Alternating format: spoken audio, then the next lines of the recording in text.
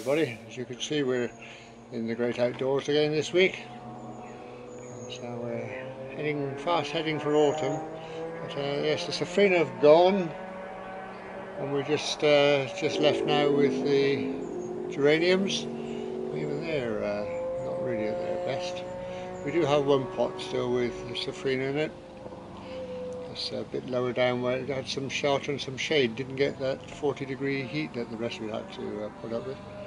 Oh yeah, it's still looking a bit pretty. A few begonias in the top, so keeping going. Right, well, another week has passed, and in some respects quite a sad one, isn't it, with the passing of the old Queen.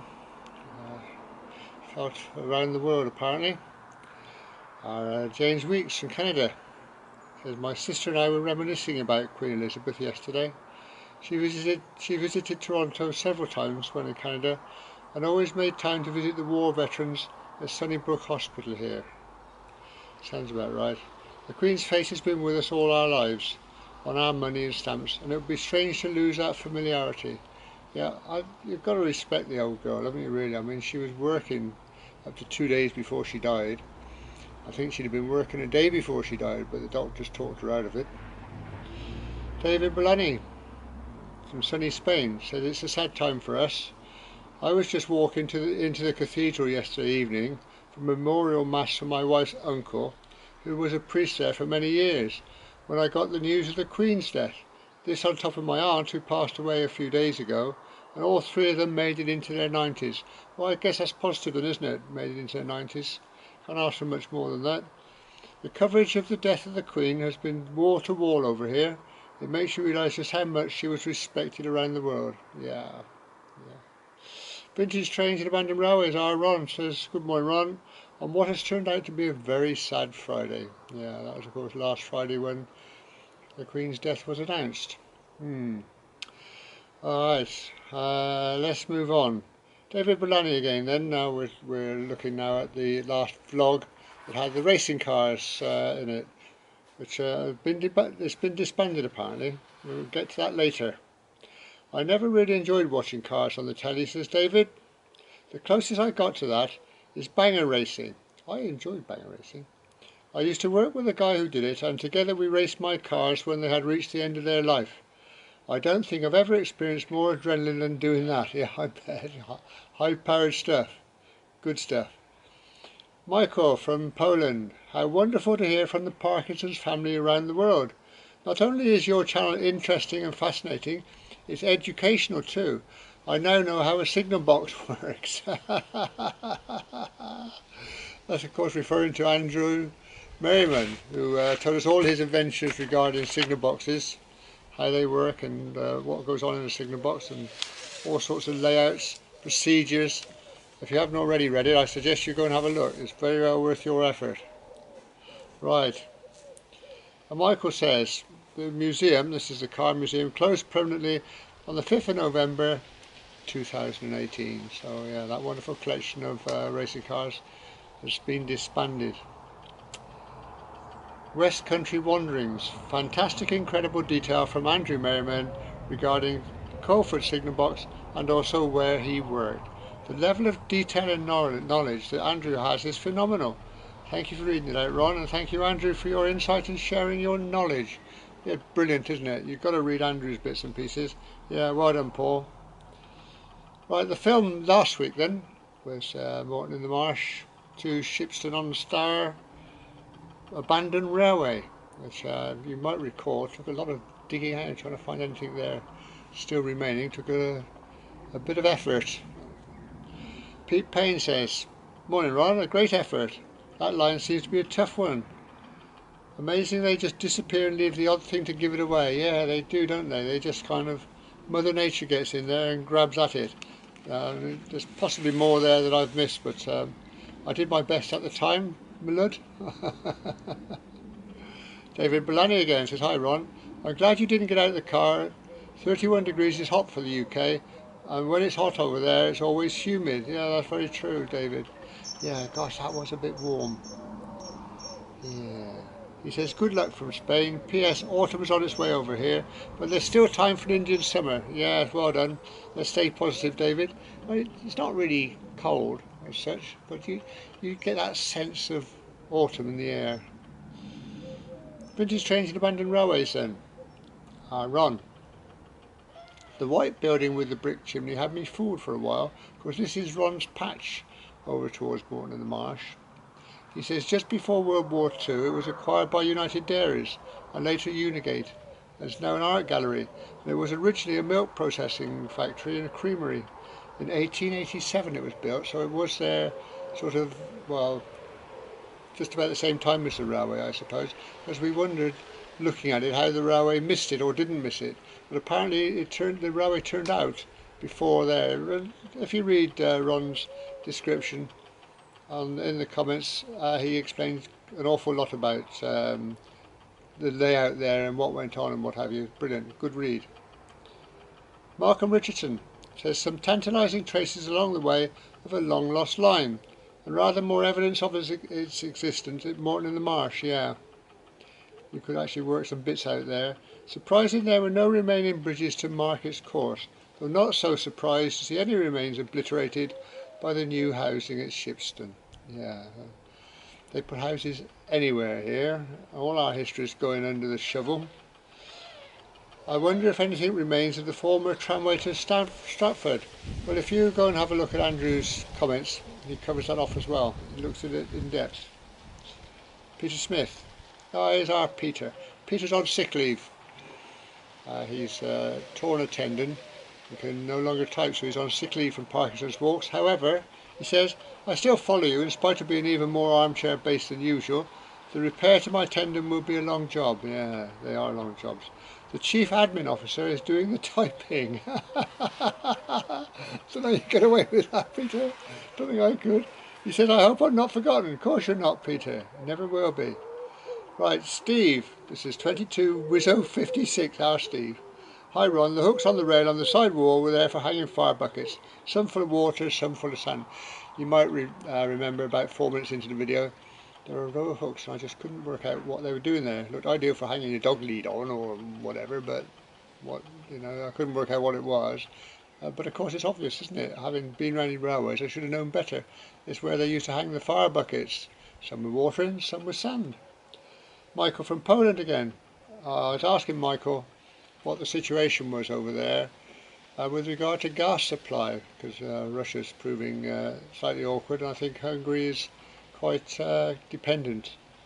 So Michael replies, we won't have any problems with gas or electricity supplies this coming winter. Our government have said so. Well, that's it then. No worries. He said, to be honest, Ron, we have no idea. I guess we'll find out when we get there. As will we all, Michael. Yeah, indeed. Harry, the name we haven't had before. Really enjoy your videos. He says, I live in Gloucester and have done all my life. So a lot of the places you visit are very familiar to me. Thank you and keep the videos coming. I'll do my very best, Harry. I'll keep them coming as best I can. Lionel and Mary Travels. Lionel and Mary's YouTube channel is picking up speed. He did a piece on dahlias at some gardens that they visited not too long ago. They had over 1,000 views. Brilliant. I think he's very delighted with us. He should be. Right, now Lionel and Mary Travels then. Hello Ron, the great railway detective walks again. The first thing that struck me was the space between the two platforms. Would that line have been 7-foot gauge originally? Andrew, over to you. Would it have been broad gauge originally or at some time in its life? He said, when you were over where the branch line departed, could that white building have been built since the line closed? No, Lionel. And again, if you go to Ron's Vintage Trains and Abandoned Railways, he puts all the information in there for you. Trev Joys. Not much to see of the old branch line, but I enjoyed watching nevertheless. What more can I add to what Andrew has already written? Comprehensive as ever, it saved me a lot of typing. Yeah, well done, Trev, because Trev is very much like Andrew, has so much knowledge and is quite willing to part with it over this channel, which is brilliant. Brilliant. Well done, Trev. Richard, KB. Just looked on the rail map online as I was intrigued by the sharp turn. It looks like it one time also went to Newbold on Star and the sharp turn was part of a triangle junction. Yeah, go and read Andrew's bits and pieces. Oh, he saves me so much work, doesn't he, Andrew? Brilliant. We'll read Andrew's pieces, and he does cover the old tramway as well. James Weeks, Canada. Oh dear. Hi Ron, OVM, official virtual mascot. That's our Sumac. Morning Sumac. Says OVM and I have been glued to the screen for 21 minutes. I'd say that was indeed a success. Yes, well, the debate was it a successful video or not, since we didn't find very much. James is voting it a success. Thank you, James. He says 30 degrees heat. I think it was 33 when I turned on the air conditioning over here for 20 minutes this summer. You pushed the boat out there, didn't you, James? 20 minutes. Oh boy. He said, I enjoyed the views of Morton in the Marsh station. It was my gateway to the Cotswolds when I used to stay in London on visits to England, and so very familiar to me. I sat on that very bench, although I noticed they haven't put up the plaque yet. Oh, I'll get round to it, James. It's just stuck in, stuck in the wheels, in the cog somewhere. It'll come out. Oh dear. West Country Wanderings, our Paul. He said, Ron, oh gosh, you're brave filming in that heat. I stopped completely when it went over the mid-20s. Yes, he says, it's too hot for walking and exploring. Yes, see, Paul says that. He says, I stopped completely, and yet you go to his channel and he's still producing them on a very regular basis, so he's keeping them coming from somewhere. And Mark Katz, yes. Mark's picked up a piece here. You might remember I queried why there were the safety bubbles on the slabs on the platform edge over on the disused platform. Didn't see much point. But of course, Mark says, there might not be any trains at the old platform, but people could still fall off the edge. Of course they could, it's obvious, isn't it? Oh dear. Paul Singleton, here's a new name we haven't had before. Sterling effort, Ron, only mad dogs, etc. Voted very enjoyable by me and Mrs. Singleton. Oh, good. A family view. That's what we like. Great stuff. Thank you. Andrew Merriman. Morning, Ron. I have discovered some more details concerning Morton in the Marsh railway station that might be of interest to you and or your viewers. Yeah, I bet it would. More of Andrew's stuff to go and read then, guys. Get there in the comment section, open it up and have a look. And then just to finish off, Martin Laws. The row of hooks, I think they were for hanging fire extinguisher buckets, sand or water. Yeah, they were. Brilliant. Thanks for that, Martin. Thanks for everybody that wrote in. Thanks for all your help and information. Now, film club. We've got a film club for you. We're going back down to Cornwall again, as if you couldn't guess. And this time it's going to be in the rain. Now, I've been a bit easy on you people lately. I mean, you've had some very soft looks around. And I don't want you not getting out of condition, so you better put on your virtual raincoats, your virtual Wellingtons or boots. Don't forget to tie down the sou'wester, and we're going to have a walk in the rain. You'll love it. And next week's film then, Monmouth Railway. First look on the map, it's disappearing. You think, well, there's not much to look at, is there? And yet I'm very surprised at the bits and pieces that were there to be discovered. Brilliant, brilliant. I'm sure you'll be surprised at what's there. So I'll see you down there in Monmouth then in a week's time. I know you won't be late.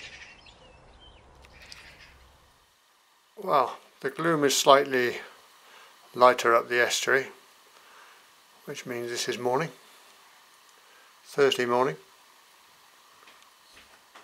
Rain forecast most of the day. Good walking weather, I think you'll agree. I think it's going to be a bit drafty. Wind speed forecast up to 22 miles an hour. So unlikely to have much commentary. Middle of November walk.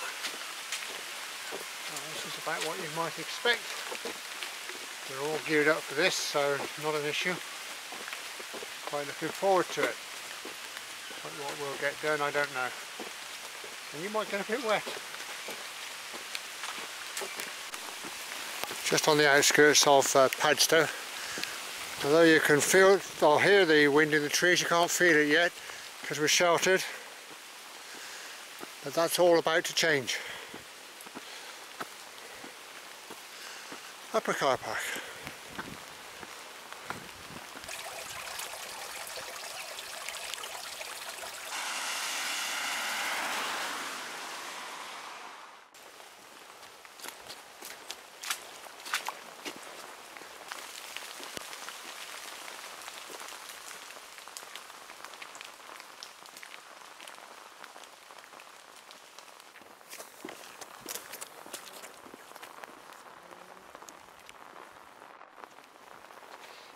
You can see the soil being washed out the fields here.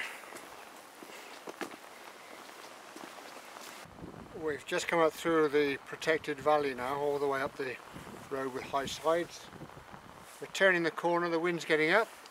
Time to go to DEFCON 3 protection measures. Okay, ready?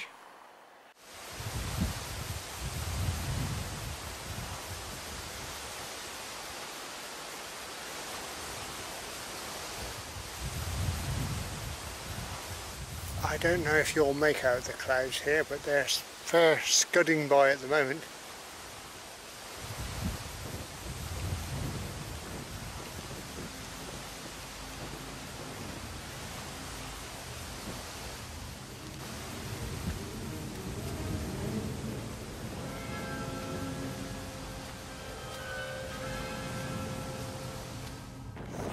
It's exposed here. We're in the horizontal rain. You can barely make out the headland in the distance.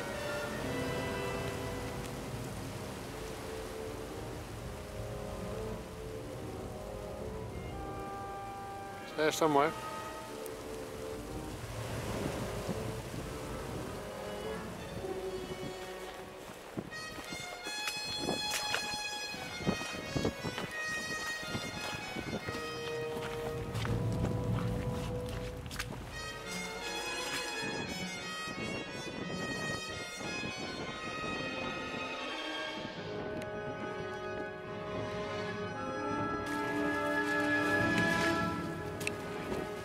A grey day at the coast. Not rising out there today.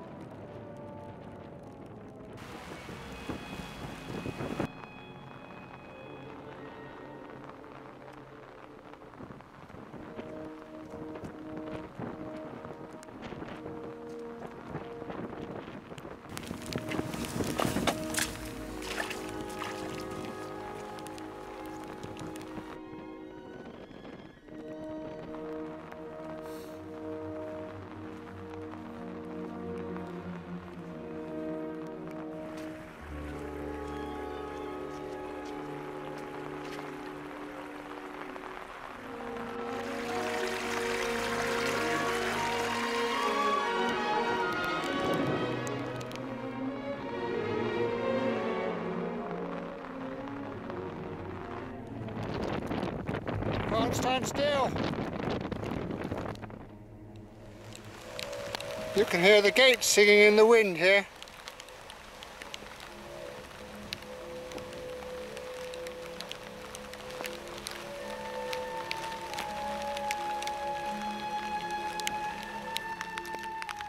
Now this next bit is a bit silly really.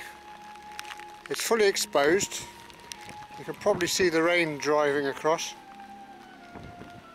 And I don't think we'll be doing much filming. I think that's just a survival walk across there, quite frankly. It's mad, I tell you, mad.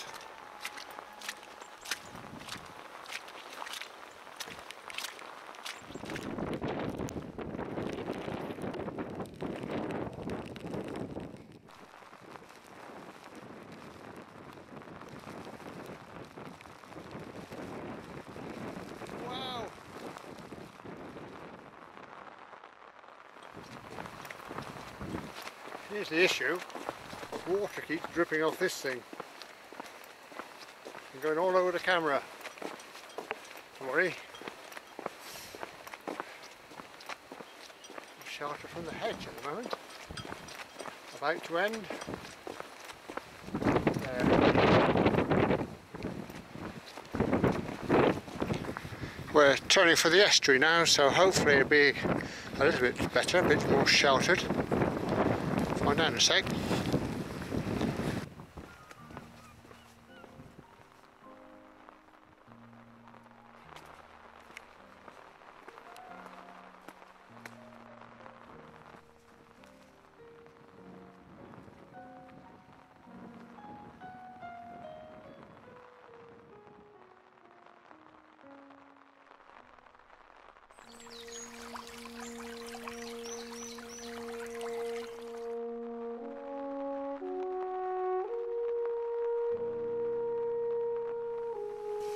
Looks like it's been a bit damp hereabouts.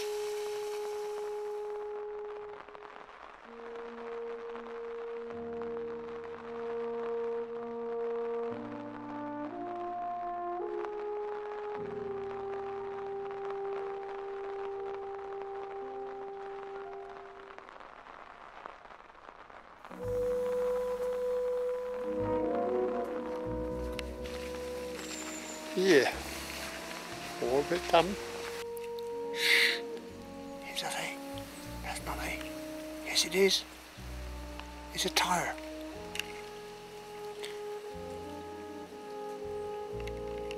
Wow. Don't see many of those. We have an interesting little issue here. Here are the boardwalks. And they go no farther. Well, it's a long walk back. There's another one here. See if we have any more luck with this.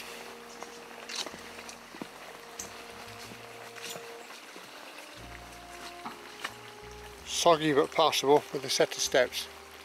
That's going to have to do.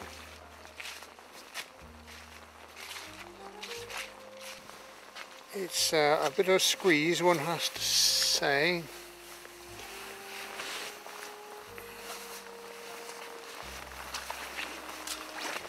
But there we go.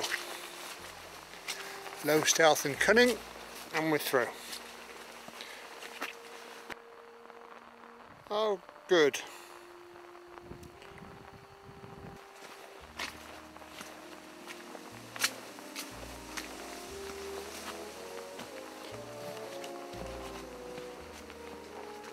I have to say it's a bit bouncy.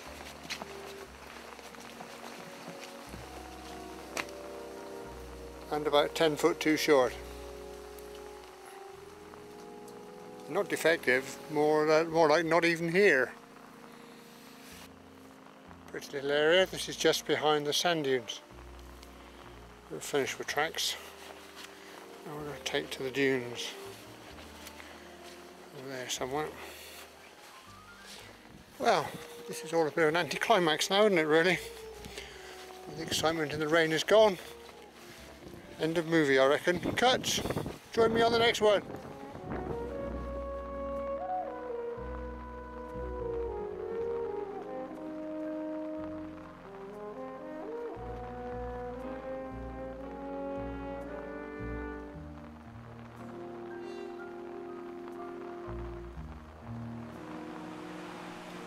Just see the waves crashing on the beach.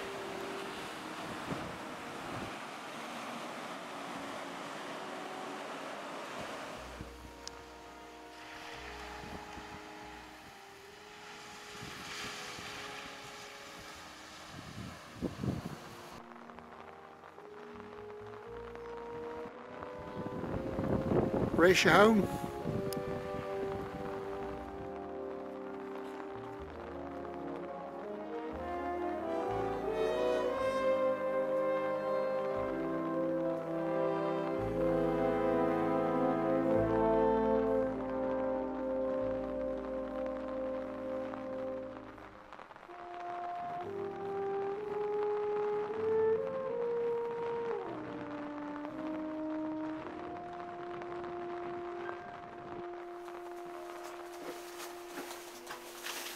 Whew.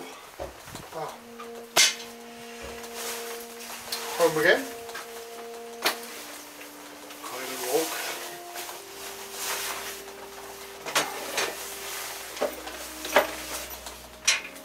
See what the damage is.